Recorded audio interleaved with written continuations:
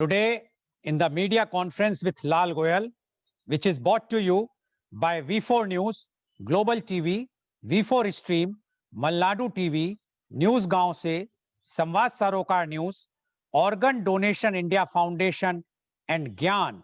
Our endeavor is to bring to you on the topic which is very, very current. And today, our topic is a very special topic, especially for the youth and the students, and that is online education, challenges, and the way forward. But before I will start, I would like to inform you all that today, India is observing Infant Protection Day. Infant Protection Day is celebrated on 7th November every year. The day aims to celebrate the day to spread awareness about the safety of infants and protect their lives by taking proper care of infants. It should be made aware that due to the lack of proper protection and proper care, newborns face a lot of problems. In India, the infant mortality rate is higher as compared to other countries due to the lack of health care. The government has announced an effective measure to prevent infant mortality by implementing it. Due to the lack of basic health services, lack of awareness, and the increasing burden of the population, there has not been an expected reduction in infant mortality. Infants are tomorrow's citizens, and it is necessary to protect them as they are the future of the world. We wish that no infant should lose their life due to lack of awareness. We are also observing today the National Cancer Awareness Day. To highlight the significance of increased awareness about cancer prevention and early detection among the general public, the National Cancer Awareness Day in India is observed on November 7. The government had initiated the National Cancer Control Program in 1975 with a view to provide cancer treatment facilities in the country, and in 1984-85 was given the thrust on prevention and early detection of the disease. The day coincides with the birth anniversary of eminent French-Polish scientist Madame Curie. Madame Curie is known for her discovery of radium and polonium and her huge contribution to the fight against cancer. Her groundbreaking work led to the development of nuclear energy and the radiotherapy for the treatment of cancer. In India, nearly 1.1 million new cases are being reported annually. Two-thirds of cancer cases are diagnosed at an advanced stage, reducing patients' chances of survival. It is estimated that one woman dies of cervical cancer every 8th minute in India. Tobacco, smoked and smokeless use accounted for 317,928 deaths in men and women in 2018. We hope this day will create more and more cancer awareness so that many lives can be saved. Today, we are also celebrating the birth anniversary of Sir Chandrasekhar Venkat Raman, popularly known as Dr. C.V. Raman. Dr. Raman was born on 7th November 1888. He was an Indian physicist who made groundbreaking works in the field of light scattering. He discovered that when light traverses a transparent material, some of the deflected light change wavelength and amplitude. This phenomenon was a new type of scattering of light and was subsequently known as the Raman effect. Dr. Raman won the 1930 Nobel Prize in Physics and was the first Asian person to receive a Nobel Prize in any branch of science. Now, coming to our main topic, that is online education challenges and the way forward. Talk to people, connect with them, make the education sound like it's a conversation between people, real people, not robots. Online education is like a rising tide. It's going to lift all boats. Online education emerged in 1982 when the Western Behavioral Sciences Institute in La Jolla, California, opened its School of Management and Strategic Studies. The school employed computer conferencing to deliver a distance education program to business executives. In 1989, the University of Phoenix began offering education programs through the internet. In 1993, with the debut of first internet web browser created by the University of Illinois, online education began to flourish. In 1998, the first fully online program started by New York University. In 2000, only 8% of the students were enrolled in an online course, but by 2008, enrollment had increased to 20%. By 2013, nearly 30% of all post-secondary students were enrolled in some kind of distance education courses. In 2020, the global coronavirus pandemic prompted many universities to hastily transition to online education in lieu of holding classes in person. The COVID-19 has resulted in schools shut all across the world. Globally, over 1.2 billion children are out of the classroom. As a result, education has changed dramatically with the distinct rise of e-education, whereby teaching is undertaken. Now, to discuss about today's topic, online education, challenges, and the way forward, we have a very elite, educated, experienced panel with us who are expert in their fields. And we would like to invite them one by one. And my first guest is Professor Dr. Sandeep Shastri. Professor Shastri is the Pro-Vice Chancellor of Jain and heads its Center for Research in Social Sciences and Education, CERSSE. He prefers to call himself a researcher by training, a teacher by passion, a trainer by practice, and above all, a lifelong learner. His research has focused on understanding Indian politics from the prism of citizens' perspectives. His writings have largely been on electoral politics, Karnataka politics, and federalism. He has authored over 7 books, written over 50 chapters in edited books, and over 75 articles in referred journals. He is the co-chair of the research committee of the International Political Science Association, IFSA, that focuses on comparative survey research.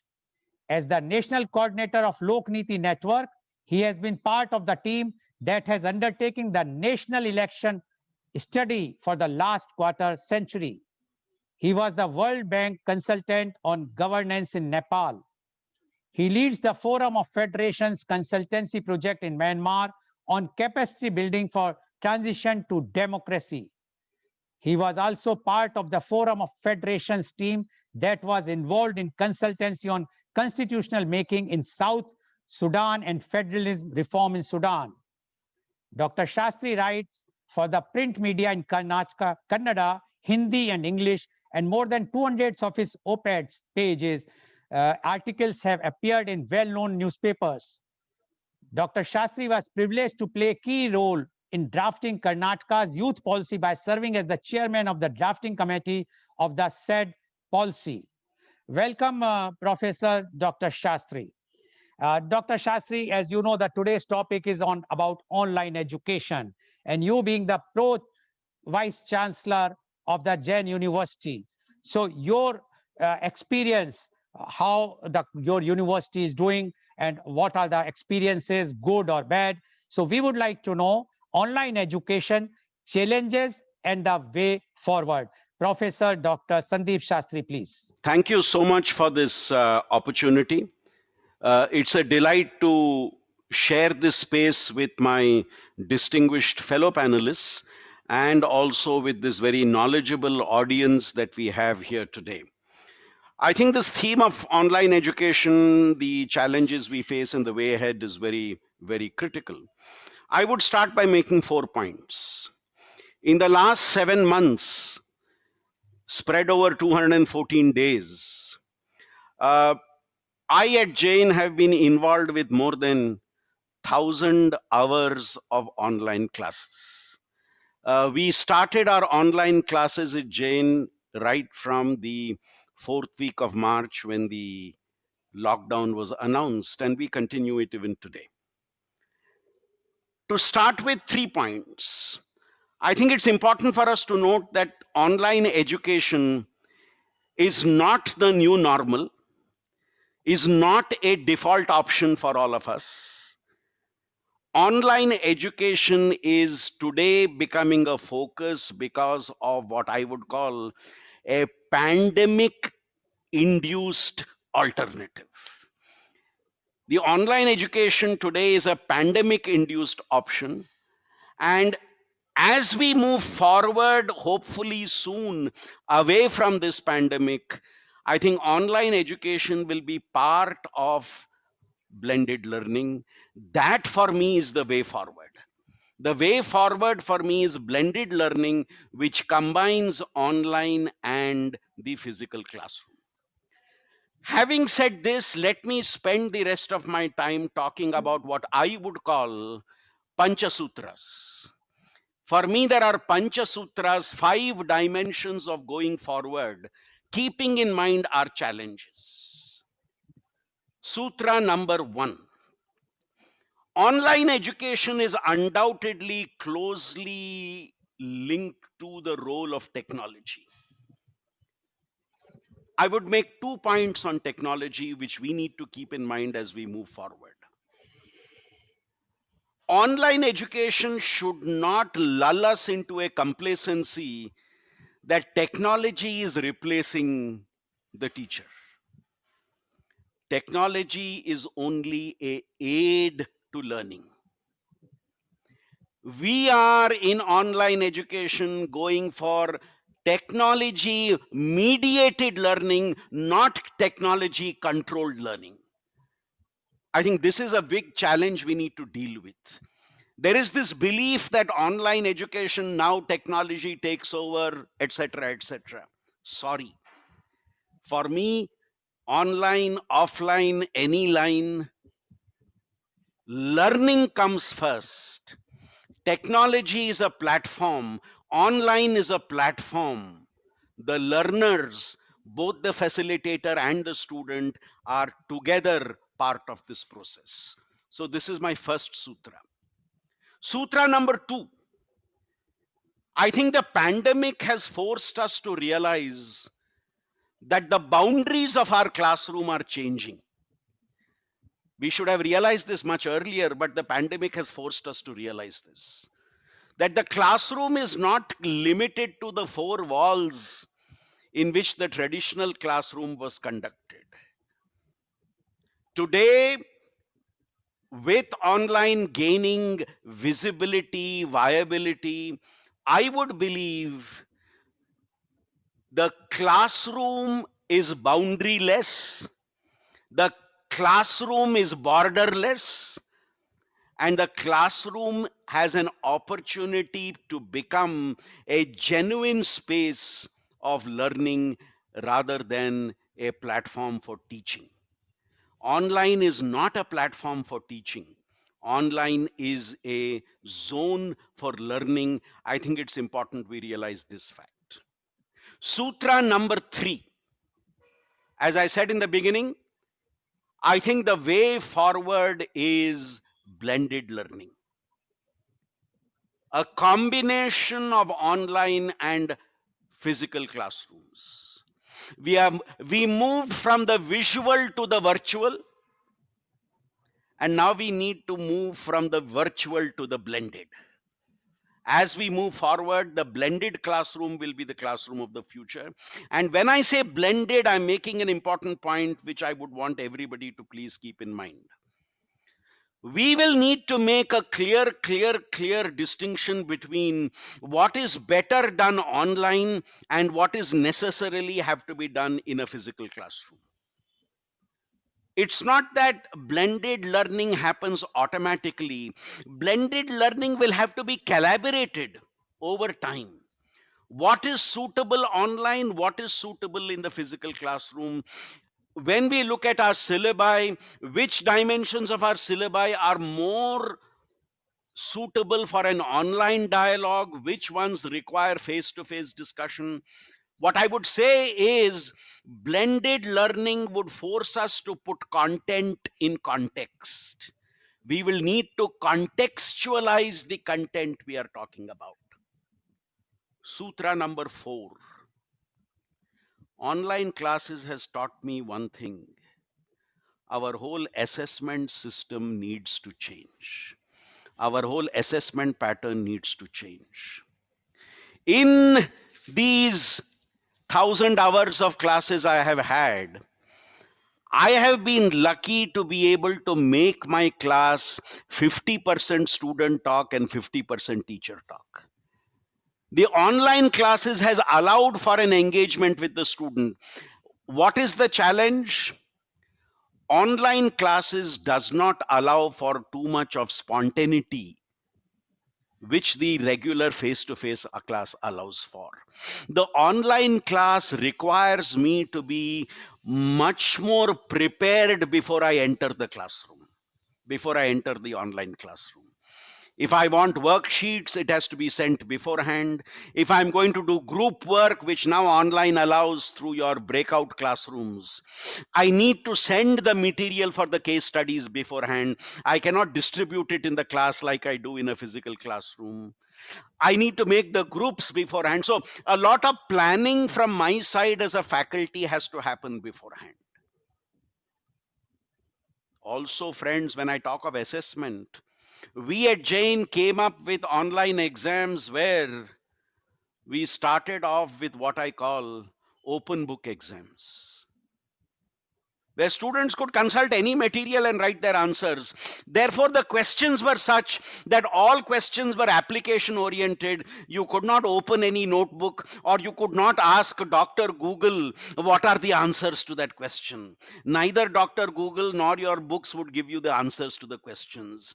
The student needed to have understood the topic and then apply the answer in the exam. And of course, we trained the boys and girls to do that.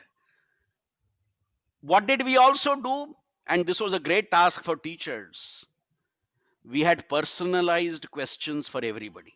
No two students got the same question paper.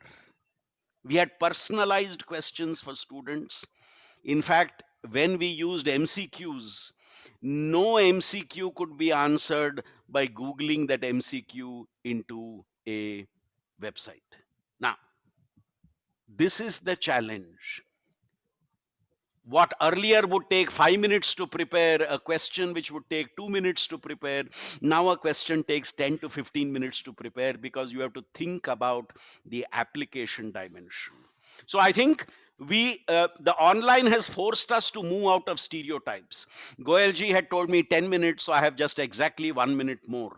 And I come to my last point, my last sutra.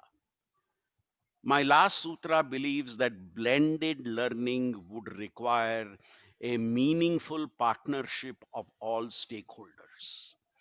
We succeeded with online education simply because the student, the teacher, the parent, the management was all involved in the online classroom. We took our parents into confidence. We built up the self-esteem of our teachers. We convinced the students that this is the best we can do in this time, and our students felt that they have benefited greatly from this. We did not see parents as a problem. We saw parents as partners. If a parent wants to come and also sit in the class, what's the problem? Come on, you also learn with them. We convinced parents, let's look at the positives rather than only complaining. And parents became our partners in this whole process. So for me, friends, as we move forward, these Panchasutras are for me the way forward, and blended learning is the way forward. And 7 months of online learning has taught us certain advantages of online learning. Let us leverage those advantages of online learning, and then let us also remember the benefits of conventional learning. Thank you for your time. Thank you very much, Professor Dr. Shastri. And Dr. Shastri clearly said that online education or online learning is not a new phenomena. It was there, but definitely because of the pandemic, we have to start. And he said that in Jain University, they have started from the last week of the March. And in the last 7 months, they have done more than 1,000 hours online teaching. And this Lal sir, I mean each individual teacher has done 1,000 hours of online okay, teaching. because yes, okay. So each teacher has done more than 1,000 hours of teaching in last 7 months.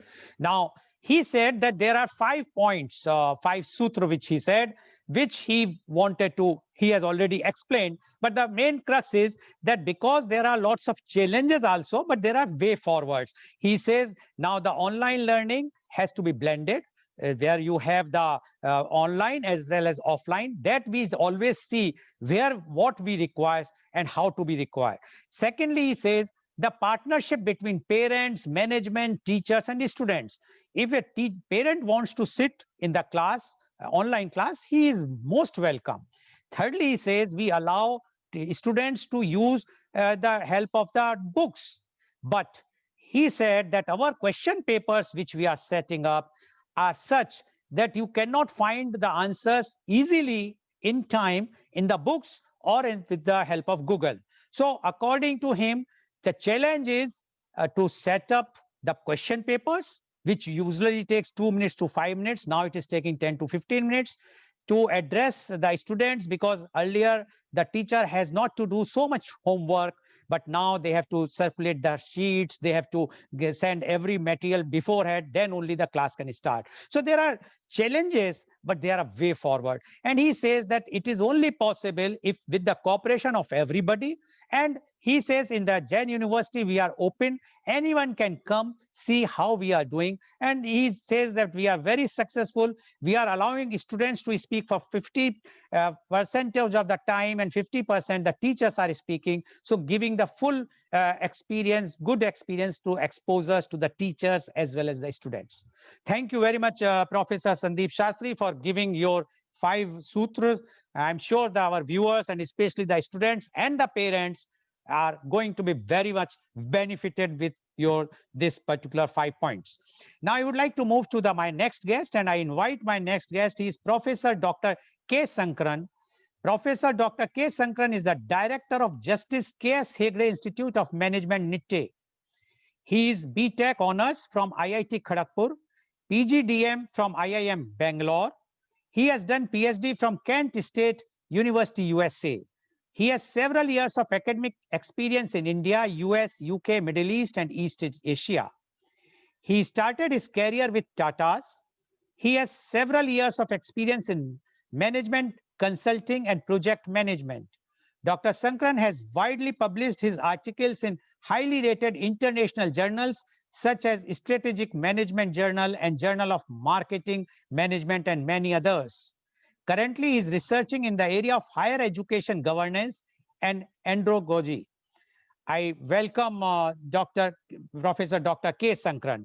Professor Dr. K. Sankaran, you have heard what Professor Dr. Shastri has mentioned, and he has given his 5 sutras. And according to Professor Dr. Shastri, there are challenges, but there's a way ahead forward.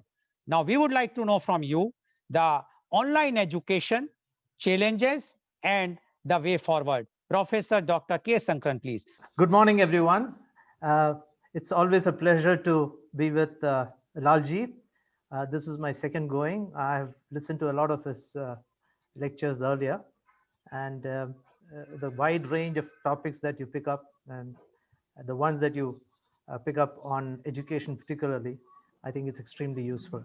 And I'm indeed very, very thankful to have all the guests over here. Mr. Sandeep Shastri, I talked to him once or twice on phone, if he remembers. So that was a really good exchange. Of course, Professor Dr. Oman Memon, he had brought us wonderful students here, and we had some very, very meaningful exchange. First time I'm meeting Dr. Gautam Goyal. Very nice to have you here, sir. Um, I think the sutras that Dr. Shastri talked about is indeed very, very interesting, and I completely agree with all the points. And it rarely happens that one agrees with all these points. I think it's a great opportunity for us, though it came in a very, very uh, pandemic sort of way. But I think this is a fantastic opportunity, and I'm going to talk about what are the fundamental assumptions and if I may say, psychological or sociological moorings on which we stand, which need to be challenged. Just to make it somewhat, you know, kind of add to what Dr. Shastri talked about. So I think learning teaching paradigm needs to be really challenged today, even if we understand that uh, the past needs to be uh, appreciated. So I think there should be some kind of a historical look at what is happening so that we don't get trapped into the past, which has been one of, I think, if I may say, subservience and power based. I'll tell you exactly what I mean by that. Um, so what I think we should do is instead of making it teacher versus students or teachers to students, we need to truly make it a social process, because today technology is moving at such a big rate, and there are a lot of things we need to learn from students. So there has to be truly co-development of material and co-development of knowledge. So if we take it as a social process, I think we need to first challenge what is currently happening. And I'm going to be critical here because as an academic, that's a luxury that I have in challenging what we see outside out there and be critical. And that's, I guess, the academic's role, the thought keeper's role. Right now, it's power that really governs most of the things that we do. We should look at the regulatory system, or we look at what is happening in the classroom. I know better than you, so you come prepared, and then we can have some transfer of knowledge. So Frederick very famously said, there's a difference between treating knowledge as uh, something that can be filled into the uh, uh, empty coffers of students versus exchange. I also want to challenge this distinction that people are making today about knowledge versus skills. I think skill is nothing but really, really authentic, appropriate knowledge applied to situations that make oneself, fulfill one's purpose, whatever that purpose is. So I think we need to have some of these distinctions challenged in our society.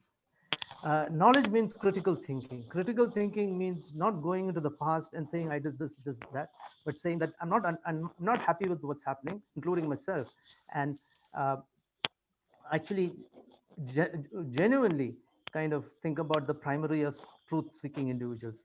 Recently, one book came out by Harsh Madhusudan. Currently, I'm reading. He talks about the distinction between society and state, individual versus group. I think this is very, very important. I think we don't have time to discuss this, but I think it's very important to apply it in our learning environment so that excellent students get opportunity to do really great for society, for themselves, and the country. So primacy of truth-seeking individuals. I think for the most part, our governance systems are really catering to the lowest common denominator. I'm sorry to say this, but I'm saying it with compassion because they are excellent students, but we don't have the systems to bring them up in some ways. The moment knowledge comes, we will talk about humanities. India has been giving a lot of importance to content knowledge and professions, rightly so. But then now humanities need to be brought in. Both are required. So in the typical Indian tradition of neither this nor that exclusively, I would say both are required. Because unless we have it, we will be giving a lot of importance to SOP without making a distinction between law and justice, between facts and truth, and between content and knowledge and so on. So I'll very quickly come to the flipped classroom. I think I have about 4 minutes, sir. Chairman? Please go ahead. Yeah, okay. Dr. Shastri has been so particular with the time. I don't want to kind of break that rule right now. So when we talk about the engagement in the class, so if these are the important things that we have to remember, we need to go back to andragogy. It's a clumsy word, but it's really about how human beings learn at different points in time. Every society at the age of 17 changes the way students are taught. I've looked at African culture, I've looked at South American, traditional, Mayan. everywhere between the age of 15 to 17, particularly boys. There's a bit of a matriarchal mood to this, but there's a change from, control to freedoms. I don't think we have applied that. We try to do the same controlled things in the university too.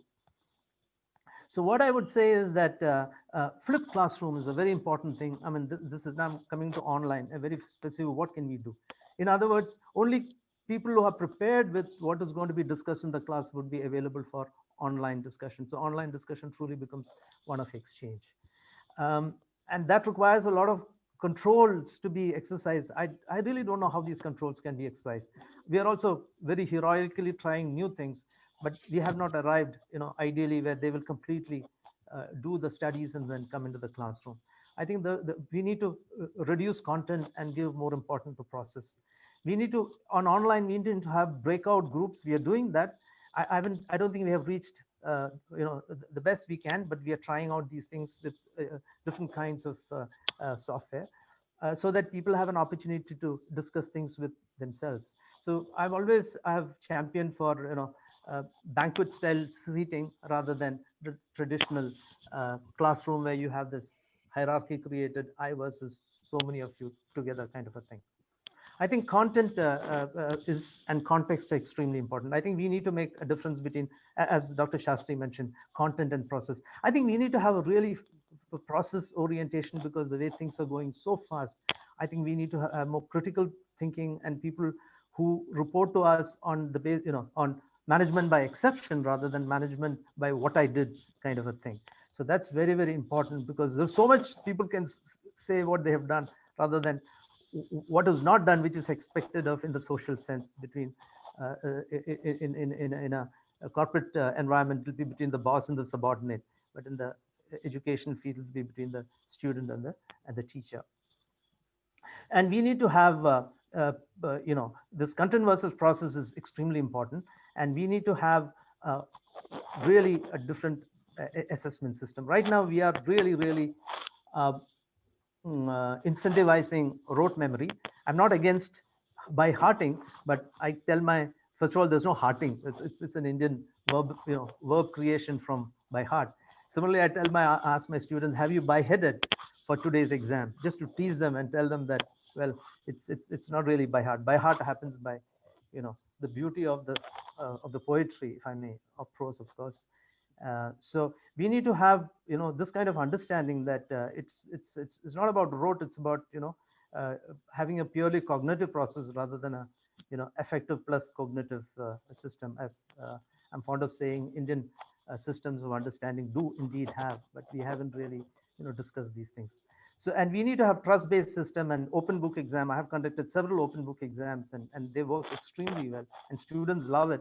But I think educators think that they're not ready for it, unfortunately.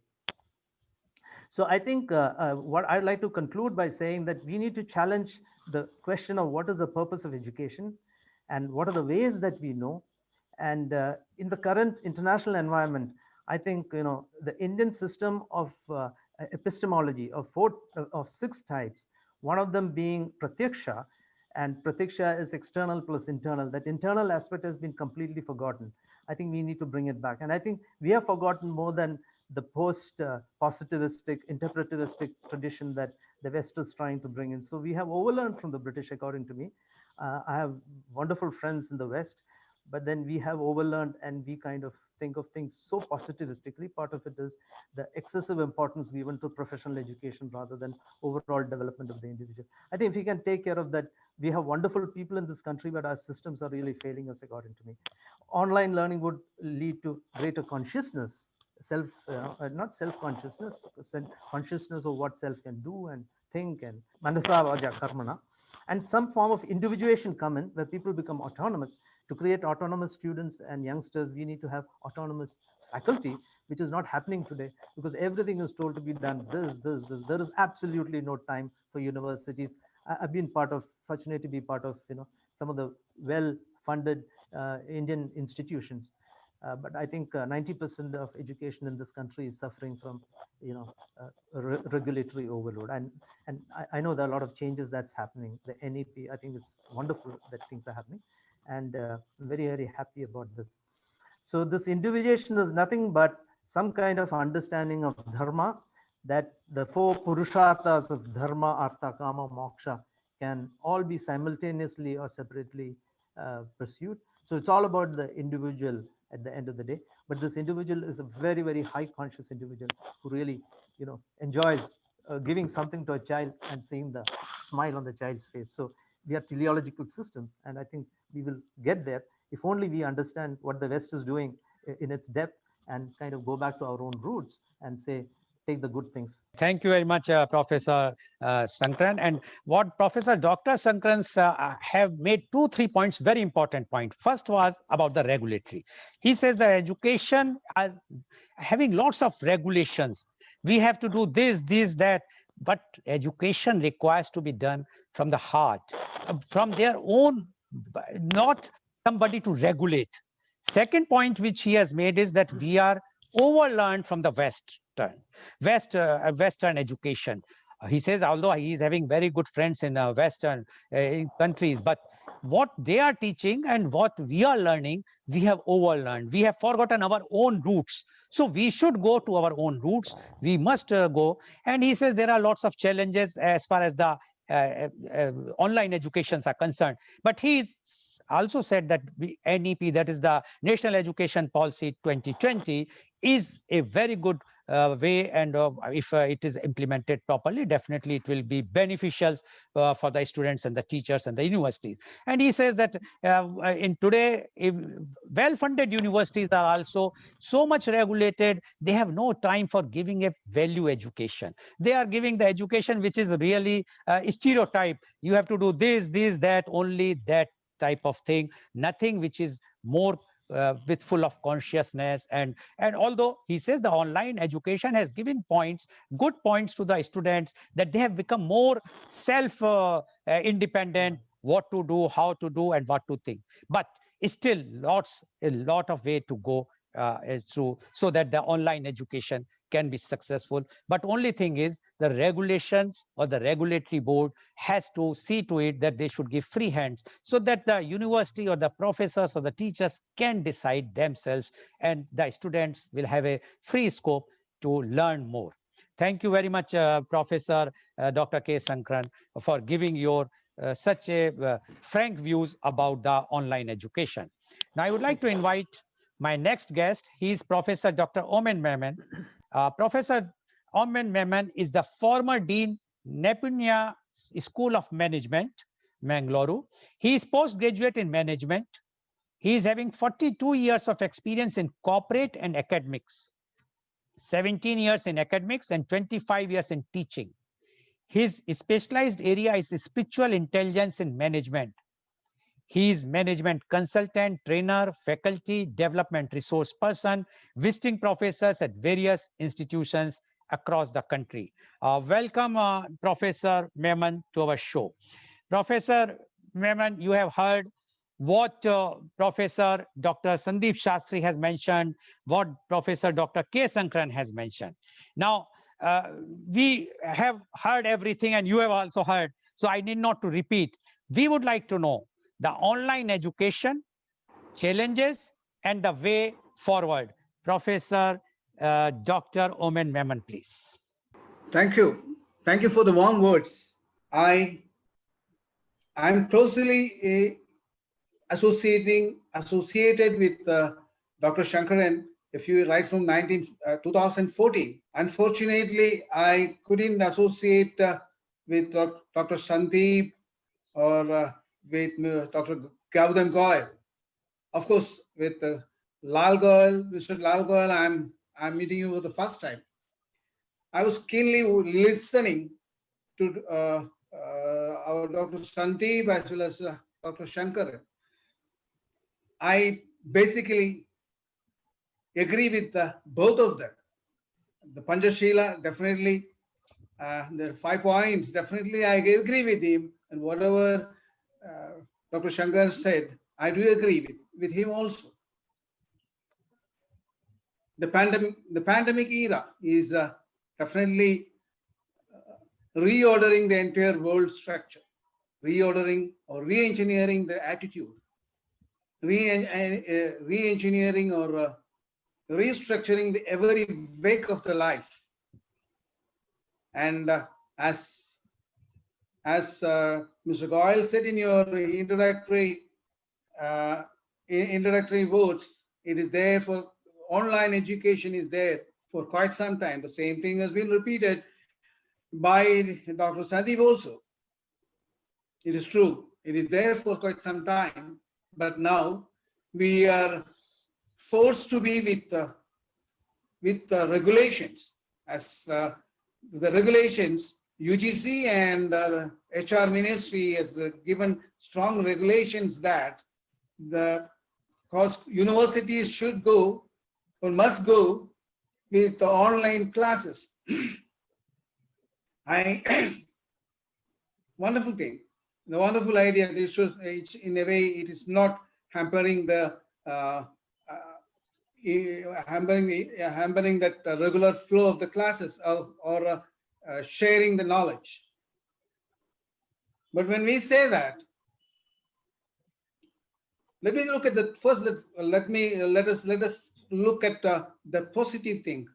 Positive thing is without flow, the classes are run. The classes are run.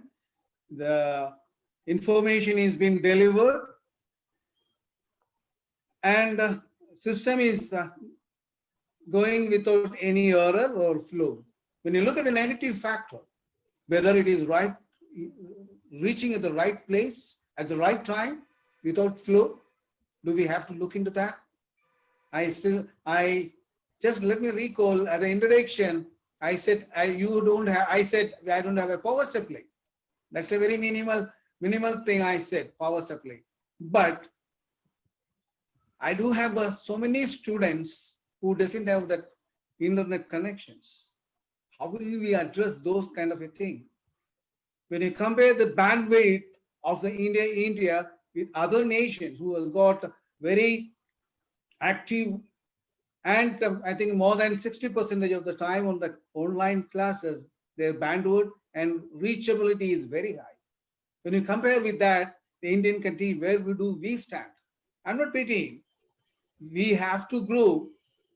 Unfortunately, we don't have that kind of a connectivity.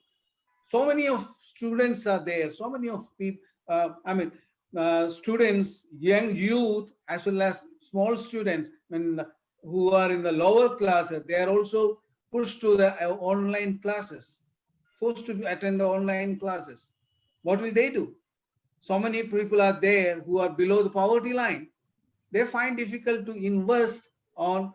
Till the other day, the UGC, the Supreme Court was telling you cannot carry a mobile phone. The psychologists were telling you cannot carry a mobile phone.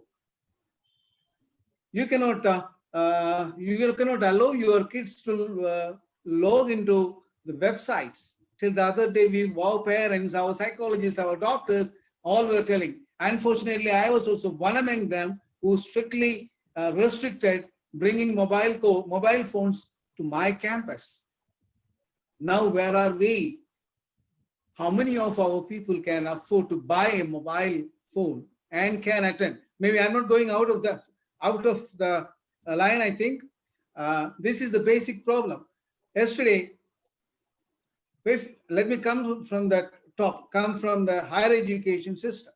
The other day, I happened to invite the Secretary of Higher Education for a program of my previous college. Of course, I am retired. I am at a fully retired life. I invited the Secretary under Education, Higher Education program for a higher education for a program. The first thing he said, Professor, I would like to come, but I don't want to talk to the walls. That it is his attitude. I don't want to talk to the walls. Let me correlate it with my personal incidents. The other day, I happened to attend one of the international webinar in a nearby college, a nearby institute. We had a few panelists from Europe. I was also there. And I can see only some initials on the screen, no faces. No faces and only initials on the screen. At the end, there was an interactive session was there. Then a few senior professors and faculty started talking to us. I said, specifically, I would like to talk to the students, not to the faculties. The immediate answer came, we don't expect our students to talk with you. Then why are you conducting such a mock drill? You are trying to convince the UGC or NAC accreditation people that you are doing something. So insincerely, they said, we are not expected, our students are not expected to talk.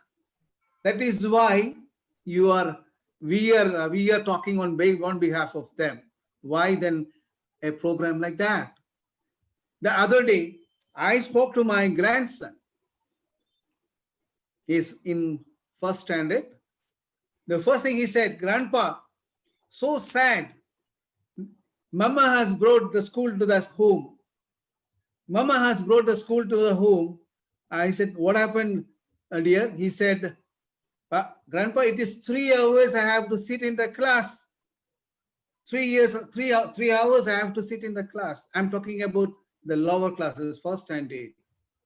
Why do we have to be so brutal? We can do anything with the higher education system. Definitely the blend system, blending the campus as well as the online, all put together, there must be program. The blending means it gives them more opportunity for the students to go for research, online researches. But when it comes to the lower classes, don't you think that we are punishing them? It's a strenuous exercise, 3 hours, a first standard, 5-year student sitting in front of a mobile. Till the other day he was said, don't touch the mobile. And given freely a mobile in his hand. What kind of a conflict is that? What kind of a conflict? Of course, now when it comes back to the higher education system, I think the campus should be or must be a paper-free campus. A paper-free campus, physical interaction must be there between the professors and with the students. It all must be there. Then, unfortunately, we do have the habit of giving lecture notes. That's what I have seen in my college. For the UG student, we give lecture notes. Why do I have to do that? What I feel, maybe certain of the institutes, certain of the campus might have already adopted this system, giving tablets with the Kindle facilities and lots of books you can refer. All your examination on the tablets, evaluation on the tablets, and your assignments on the tablets, your attendance registration on tablets, everything on the tablets. So the online education in the higher sector, higher education sector, definitely there is plenty of scope if it is utilized properly. Unfortunately, what we face now is we don't have that bandwidth facility for each and every student to address. Quite unfortunate situation. This is what we have to address. Then make them to research, go into research right from the first semester of their UG session. Let them go and research online. Plenty of books. Just at the if you spend around 6,000 to 7,000 rupees, you get a tablet. Use that. Subscribe Kindle. Lot of books and digitalize your library. Some of the universities, some of the institution where they can afford might have already digitalized the library. But it should be a norm that entire institution's library must be digitalized and must be in a position that anywhere of the country, any student can log into your library and access the information, the knowledge.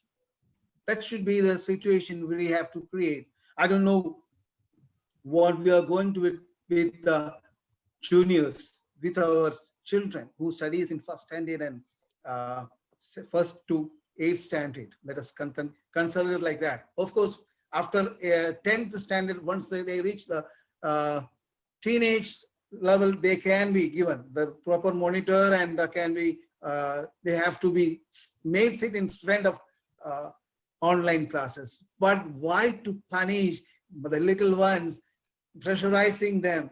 I happen to attend that classes. You know, my daughter-in-law has resigned the job just because he wanted to sit with her son to attend the class. Common thing, a common man's affair. I'm talking as a family man, as a grandfather, not as a professor, not as an academician. This is what's happening in the country. Why to punish the little ones? Thank you, sir, for the opportunity. I have not crossed the limits. Thank you.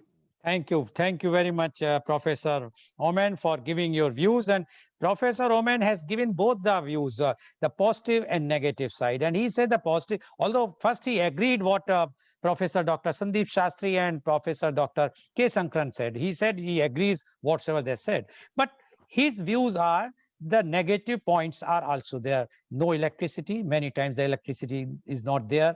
Internet facility, the bandwidth is very low. How the students can study. He said that we understand that government can regulate and allow the higher studies students to be online. But what about the school going children, first standard child?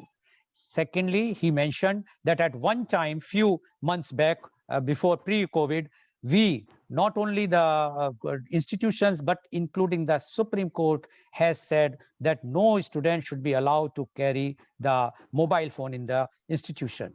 Now it is totally reversed. So he said, why this change all of a sudden? Yes, pandemic has done it, but we should have considered about the students. And he said that whatsoever we are giving, if we want to do it for higher studies, we must create a digital libraries in all the institutions, and any student from anywhere can have the access to any of the library of the university or the institute. So the advantage can go. Tablets are there. You can buy the tablets, you can subscribe the Kindle, you can have books on that. But for that, you require money. And he says that because of the BPL students, he has also mentioned about his own experience, that how his daughter-in-law has to resign from the school, from the job where she was working, because she has to take care of a school-going child of first standard. Now, these problems are there as far as online education is concerned. So lots of challenges are there. Positiveness, he says, yes, for higher education, we must have, but the blending means, according to him, we must go for the research. That is very much important, but not for the school-going children. That is what Professor Oman has mentioned. Thank you very much, Professor Oman, for giving your views. And I'm sure that the government or the UGC and NEC, they will definitely consider your views seriously. Now, I would like to go to our next. Thank you very much. Now, I would like to invite my next guest, and he is Dr. Gautam Goyal. Dr. Goyal is the Managing Trustee of Gyan Educational Foundation, Uttar Pradesh. He is the member of UP ITI Association. He is the patron of Aligarh ITI Association. Dr. Goyal has done B. Mechatronics from Nanyang Technological University, Singapore. He has done MSc in Aerospace Materials from Sheffield, UK. He has done PhD from Technical University of Delft, Netherlands. Welcome, Dr. Goyal, on our show. Dr. Goyal, you have heard what Professor Dr. Sandeep Shastri, Professor Dr. K. Sankaran, as well as Professor Oman has mentioned. And their views are very clear. Their views are online education is good, but it has to be blended. It cannot be 100% online. It has to be with the in-person education also. What Dr. Shastri has mentioned, that if online is taken in a full spirit properly, what he has had experience in his university, Jain University, that's very, very beneficial, and it's far-reaching. What Dr. Sankaran has also giving his views, and he's also very clear that online is good, but the regulations are too much on the institutions and the universities, so they cannot work freely. And once the professors or the deans, they cannot work freely, the education, the proper education cannot be imparted to the students. So he says the regulatory body should reduce the regulations and the free hand should be given. What Professor Oman has mentioned is this type of overnight change from in-person to online because of the pandemic is okay for the higher studies, but not for the school-going children. And in for higher studies, if we are doing, we have to see the infrastructure facilities, electricity problem, internet problem, the cost factor is there, as well as the library, and those many things he has raised. I'm sure that you have heard everything. Now, being a person who has seen the Western world thoroughly because you have studied there and you are now the managing trustee of a foundation, educational foundation in UP, you are seeing the life in UP also. We would like to know the online education challenges and the way forward. Dr. Gautam Goyal, please. Thank you very much, Mr. Lal Goyal, for having me here on the show. I would also like to thank V4 News, Global News, Global TV, Dr. Shastri, Vice Chancellor Sir, Dr. Sankaran Sir, and Uman Sir for being part of the show and inviting me amongst all of your dignitaries. I would like to start by saying that there are, I think, most of the courses are can be divided into two sections.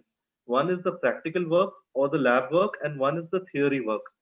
Some parts of the theory or most part of the theory work can be taught online, and we should be migrating online because there is no need for students to come to a class and sit in the class to actually learn those sections of the theory for the theory subjects.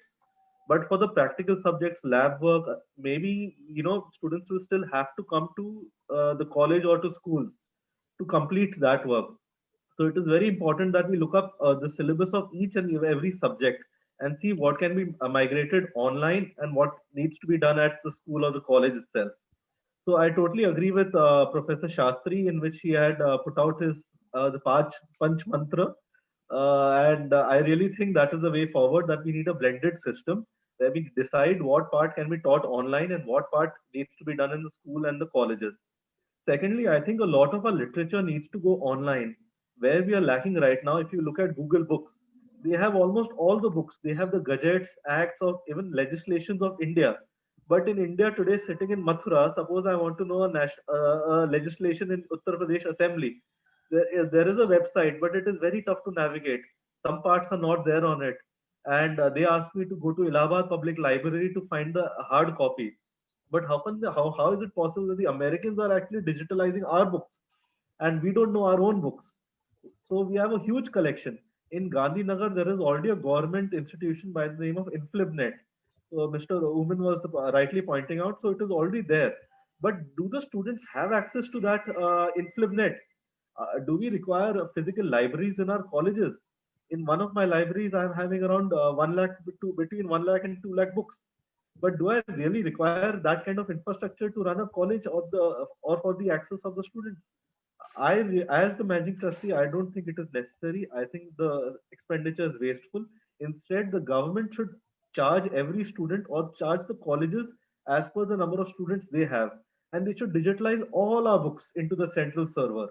So there is no need for wasteful expenditure on libraries. That is really a little bit, which is I feel that colleges and universities should put out this recommendation. Secondly, I feel that electricity is a little bit of a concern still, but at least 99 or 100% of the villages have an electricity connection now. So what we can do is that now, for example, in Uttar Pradesh, there are common service centers, CSCs, Jan Suvidha Kendras. Like that, there should be small libraries which the government should start. So it is possible that someone living in Mathura, he is studying at say Jain University in Karnataka. So he can just go to that common facility center. He can get internet and electricity, and he can access the course material of Jain University because he likes the professors from Jain University. Similarly, he can go for Delhi University. Similarly, he can go for DY Patil University. So depending on, so this infrastructure is required. Now the question comes about is what will happen to our buildings? We have constructed a lot of buildings. We have 3 lakh, 4 lakh, 5 lakh square feet constructed areas as affiliated colleges. What will happen? There, I would like to point out that we will maybe have to branch out into research, something which I thought Professor Uman, Professor Sankar, and Professor Shastri had pointed out. that research is the next driver of should be the next driver of Indian education, because we cannot only be doing rote learning. This is a system which was adopted by the British, and then we followed the British into the affiliated system and the present university system. But now we can leapfrog ahead of the Western education system if we encourage research, if there is funding for research, if there is industry backing for research. So that is where our buildings can come into place. We can have more patents, we can have more innovations in which we can become market leaders. It is not necessary that maybe I require a road. I just require internet connection, I require power, I require access to the literature of the prestigious universities, I require my connection with my professor and maybe one or two colleagues who can help me in my research who are already postdoctoral fellows or advanced research fellows. So if I am getting these many facilities, I can do something for my country. I think that research can drive more jobs. So, and the advantage India has is that we have a lot of IT specialists. But we don't have bandwidth. So we should provide the bandwidth to institutions, to universities. This is where the government can come up. Government has some schemes, like for example, BSNL has schemes. We're getting internet at very subsidized rates. I say don't subsidize internet. I say charge full rate for internet, but give me the bandwidth and give me the proper internet connection. I am ready to pay full. So these are a little bit some things that can be worked out. Maybe with the corporates also, then we can have tie-ups where the corporates provide schools and colleges with and universities with good internet. And Reliance Jio recently they came to our university, our college, and they set up small they in all our buildings they set up small panels in which they are providing 34 MB of internet to every student. But all of a sudden, coronavirus struck, and now students are not coming to the college or the university. So this should be provided directly to the students, that students can access it anywhere. And if they're having problem, please contact your local Seva Kendra or the local library, which is big enough and it is following all the COVID guidelines, and they can access the literature. I am saying this even though I'm running colleges, I'm running ITIs, I will have problems, but I think this is the future of education, because I worry that only a few certain top universities from abroad or from India will now take over education. There are some doubts in the self-finance colleges and universities that we will not be able, we don't have deep pockets like the top universities. So this is something that we will have to work on. Secondly, I think teachers or professors are paid very less. This is due to the regulations that we need to comply with. So if the regulations are made bare minimum, the NEP is very good, but I think the UGC is in a certain is in a certain place where they are actually recalibrating itself. Where there has been change in the structure of UGC. It might be merged with AICTE, and certain other regulatory authorities. NCT might come into one bracket. NCT, AICTE, PCI, MCI, DCI. There are all things are happening. So let the government come up with something before we can actually comment on how this will affect the ecosystem. But I think the government is working very hard. So my suggestion is that internet should be provided to all students. Library access can be from home itself through Google Books. Either we pay Google Books, or our own InflibNet at Gandhinagar is so robust that we can all be part of that library system. And thirdly, research and innovation should become a central motto of education, and it should start at a very young age, maybe from 10th or 12th. Fourthly, I also think vocational education is very important, because now what will happen is that the most of the jobs will be created on contract basis or on job basis. If you create this software for me, I will give you this much money. If you do this plumbing work for me, I will give you this much money. If you create this course for me, this subject for me, I will pay you this much money. So I think this is the future. So by doing this, not only teachers will be incentivized to make good lectures, online lectures, as well as assessments can go online. Most of the assessments, as Professor Shastri had pointed out. So these are things that we need to change. Lastly, I'd say, as an affiliated college and our other colleges, what we are having problem is that we don't require so much land and building. So the norm should be lowered. We should be incentivized to make online courses so that we can reach more students in the rural areas. They don't need to come to college. College can be only reserved for research and innovation. Lastly, something that is not pointed out, where I always see in these education forums, is that we should also promote sports. because in sports, I think India is not very well ranked, and so I think the government should give some grants or some some incentives so that we can promote sports in our universities and colleges, so that we can bring laurels to the country. And students, not everybody wants to is not a bright student, but they have a sportsman inside them. So they will develop instincts which can help our society, and tomorrow they might become a politicians, bureaucrats. They might become, they might run an NGO, and they can bring about positive change in our society. So I think sports is really is something what is lacking even today in our system. And so if we promote sports, then more students can get laurels back to our colleges, universities, and there will be some development in our college and schools. Thank you very much, sir. Thank you, Dr. Gautam Goyal. And Dr. Goyal has given a different aspect of the education. He says that, yes, online education is the future, but for that, the infrastructure is required. And he mentioned that like now, he's running his colleges in different parts of UP. There, the electricity is a problem. Internet bandwidth is a problem. He says that there are centers developed by the government in the villages, Jila Panchayat or Panchayats, where they are providing those facilities. So allow the students to go there, give them the access so that they can go and log in any of the university which they like, if they are not having that type of internet at that place. He has also mentioned that although his college got the internet from the one of the company, internet supply company, the dealing company, but once the COVID has come, how the students can go to the college where they were getting 30 MB per student. So according to him, these types of facilities should be given to all the students at their home so that they can access from there only or from that center.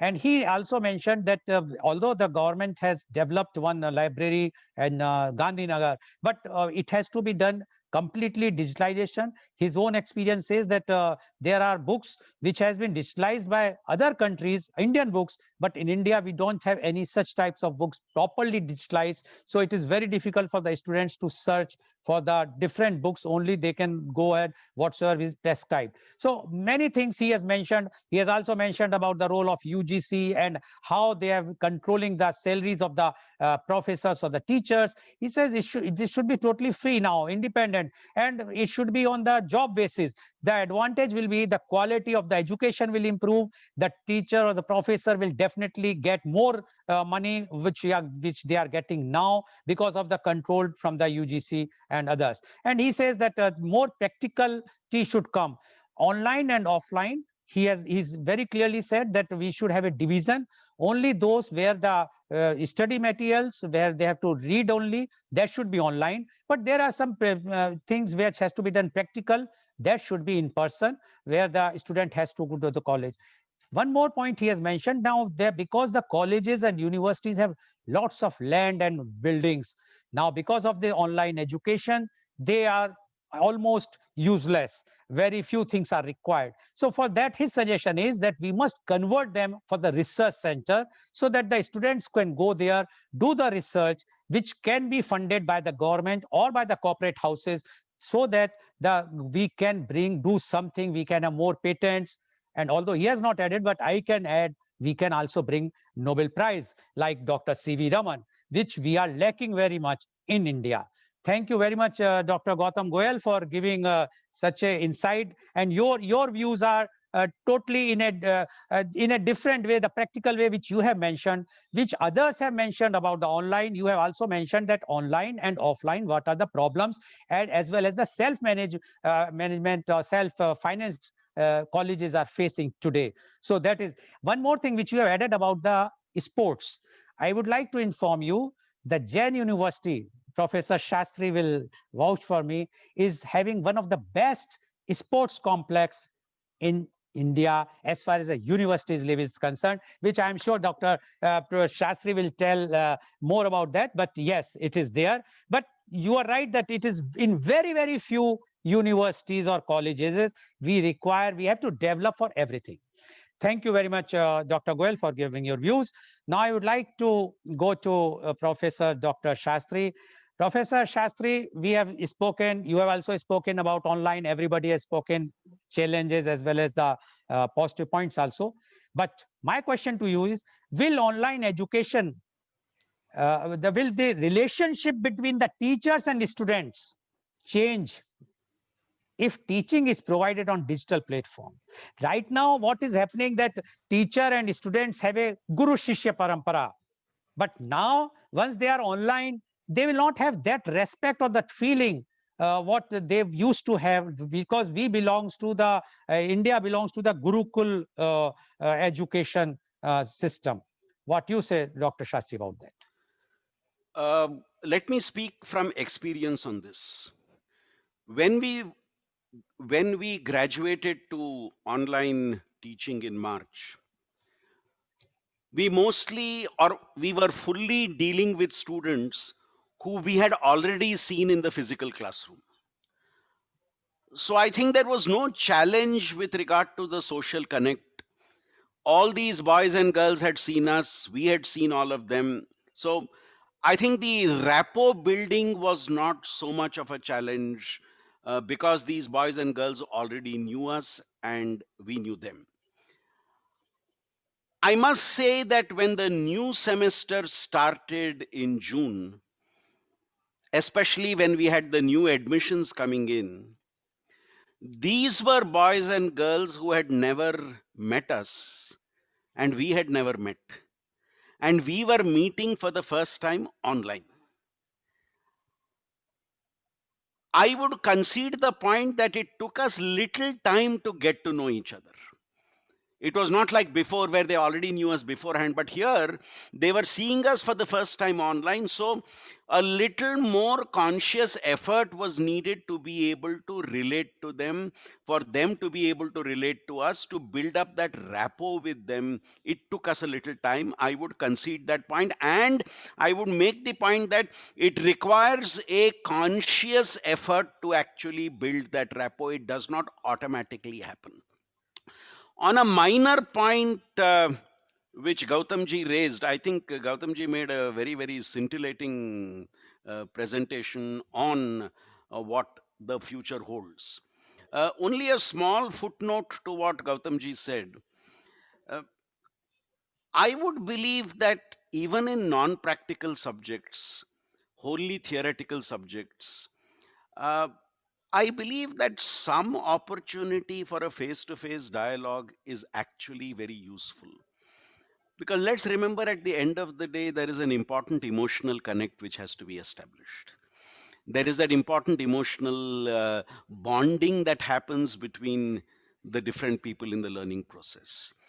So I would say, in an ideal situation, pandemic is not an ideal situation. Therefore, we have to go in for 100% online learning.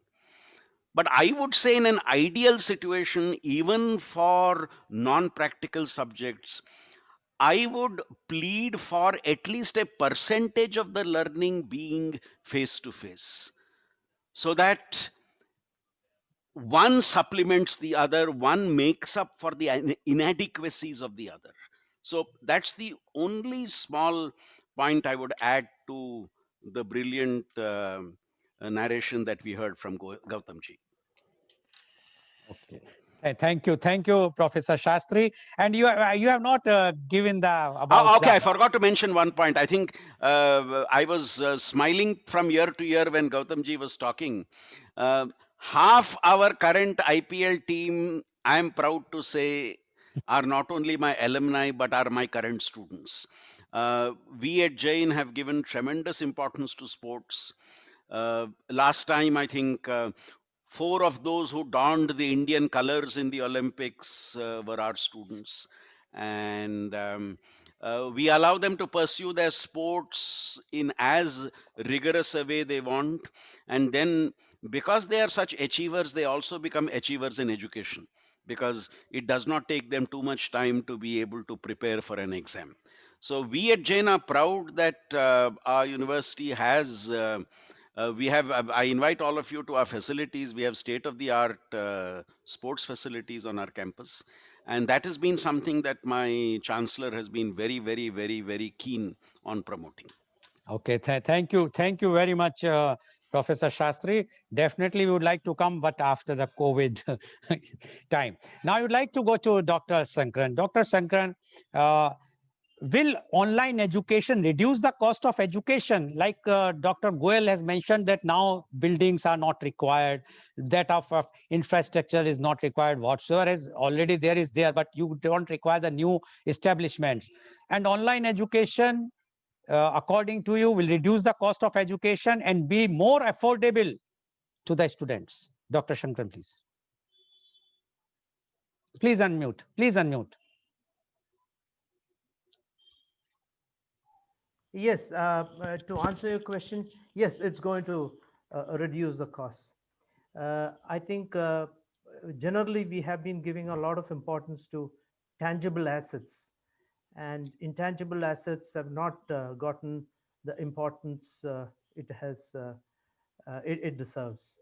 That's my view. And again, I mean, it's not that I know I don't want to blame regulatory system.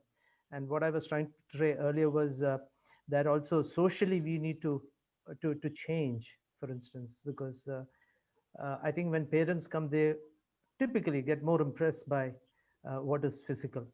And so both from the regulatory point of view, as well as from the social point of view, as well as student point of view, as well as the way we are actually projecting ourselves, I think there's a lot to change. And I think it was in the last encounter with you, I was saying how the library is given maximum importance, kind of a thing. So I think intangibles have to take the center stage. They're more long lasting, they remain with us, but on the surface they don't appear to be that important. So we need to have a greater sense of that.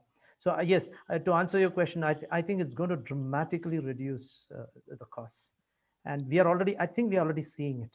Okay, yes. Okay, thank you very much, Dr. Sankaran. It's a good news for the students who are going for online that the cost is reducing. I'll just say one more thing. Yes, please. There are students. I sit in a village. Nitte is a village actually, and there are a lot of students with connectivity problems. But by being humane and understanding of their situation, I think we've been able to give a second exam, a little bit more work for faculty. Then we need to have certain other things in place so that we actually do test them, but not test them, we assess them, and the feedback can be very, very effective, because we can give written feedback to each individual on written stuff and so on. So exam has to be very different. Okay. Thank you very much. Thank you, Professor Sir, Dr. Sankaran. And now my question is to Professor Oman. Professor Oman, in rural areas, midday meal schemes are essential to boost the nutrition and to improve class attendance. You have also spoken about BPL students and the village. We are talking of there the malnutrition is a problem. Now in this online, is there any way to ensure that these meals continue to students? Professor Oman, please. Professor Oman, can you hear me? I think there is the last part of the question, I couldn't hear the last part of the question. Last part is that due to the online, now this which we were giving the midday meal to the students who are coming to the schools or colleges, now they are not getting it because they are not coming to schools and colleges. So is there any way, because of the online education, they are sitting at home, how the midday meal will reach to them? Is there any provision college or universities or government is making for that? First, one thing, universities are not providing the midday meal. That's the one thing. The last part of your question. Other side, with the school children, midday meal program is a government program. It's not the program of a school. And the public health department or education department has set a role that the health workers or the Anganwadi workers, they are taking the food, giving the food, taking the food to the houses, delivering it at the houses. So it's not a big issue at all. We do have a very good supply chain. But how do you manage it, and whether it reaches the right point at the right time, that is that's more important. Okay. So that's important. We do have a public distribution system, very effective public distribution system. But Okay. unfortunately, this supplies, these nutrition products, programs are not reaching the right person, the right students, at the Okay. right place, at the right time. That's the unfortunate thing. So we Okay. have to enforce. We have to enforce those the department. Okay. That's all. Okay. That's what I Okay. think. Okay, thank you, Professor Oman, for giving your views. Now, Dr. Goel, you have mentioned about that a person sitting at Mathura can access the library or the course of Jain University, Bangalore. Now, my question to you is, if it is so, then a person, a boy or girl is staying anywhere in India can also access MIT, Oxford, Cambridge, Stanford, anywhere.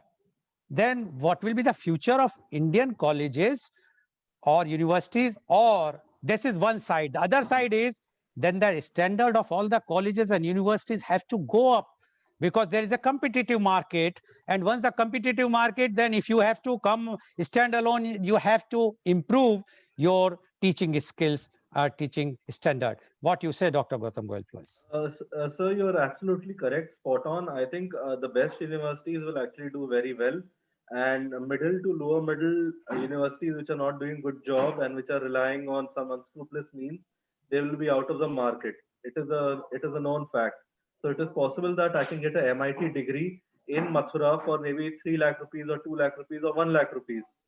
So I will not want to do a university degree in India which is worth more than that, because MIT does not mind if there are 2 million followers, they can have 2 million, 10,000 followers. It does not make a difference to them. And I will get the same degree. So I think that is the future. It is inevitable. We can't stop it. It's the thing that we can do is systematize, be more efficient. Library services can be centralized. Only research and development and sports should be promoted at the college level, university level. The rest of the matter should everything most maximum should go online assessments. So we can be as good as MIT or any other university. Plus, we can get their universities, their professors to be also part of our research programs, of our course curriculum, syllabus, lectures. Because the laws of physics, whether it is in India or whether it is in US, they are the same. The laws of chemistry, whether it is in India or it is in the US, it is the same. So it is very important that we get these top professors also to be part of our system, where they can reach our students and our students can benefit from them also. There will be no layoffs in Indian education system because our professors should be more involved in research and development. So I think the new breed of teachers who are doing the B.Ed and BTC and other courses, M.Ed, PhDs in education, now they should be moving towards research and development. So I think that will happen. There was a question I think you asked Mr. Ruman regarding the providing of midday meals. I think now today, because I'm also running Please be brief. Yeah. yes, small distributorship. So now most of the cylinders are being developed by after confirmation comes through OTP. So similarly, when the midday meal is developed, is given to the student by the Anganwadi worker, a small OTP can come to that mobile phone of that recipient, because they are all attached by Aadhaar now, all the students. So then the OTP, they can just give the OTP. That means that the Anganwadi worker has reached that house. So now if you look at the LPG supplies in the country, they have become world class. Booking is online and there is no need for any contact, Okay. and that the LPG has been delivered. So it is all possible. Thank you very much. Thank you, Dr. Goel. So you have seen today the experts of the field, the experience, the educated, qualified professors, doctors. They have given their views about the online education, and they are very positive that online education, yes, but it has to be used in a blended way, wherever you require online, yes, but wherever the in-person education is required, that is to be done. And more emphasis to be given where we have a library on digitalization and whatnot. And all are of this view that in spite of the pandemic, we are, because of the online education, the education is imparted. Only thing is the improvement is required, and mainly for the infrastructure, whether it's electricity or the bandwidth or the network. So thank you very much for all of you to giving such a type of very informative, educative views of yours. I'm sure our viewers might have got very, very much educated, enlightened today. And tomorrow, as you know that 1 week, the 6 days, we are doing all serious works, but tomorrow we have kept it off for the edutainment. Yes, that is education and entertainment. And tomorrow we have a program that media conference with Lal Goyal, Swar Sangeet, and my guest artist tomorrow is Miss Abhipsa Mohapatra. She's a renowned child singer from Bengaluru. And so please join tomorrow. You can be relaxed and enjoy the musical programs, the songs from the different sung by the different legendaries of India. And please tune in tomorrow for media conference with Lal Goyal at 10:30 a.m. Thank you very much, Professor Dr. Shastri. Thank you very much, Professor Dr. Sankaran. Thank you very much, Professor Oman. And thank you very much, Dr. Gautam Goyal, for joining and giving your views. Thank you very much, viewers.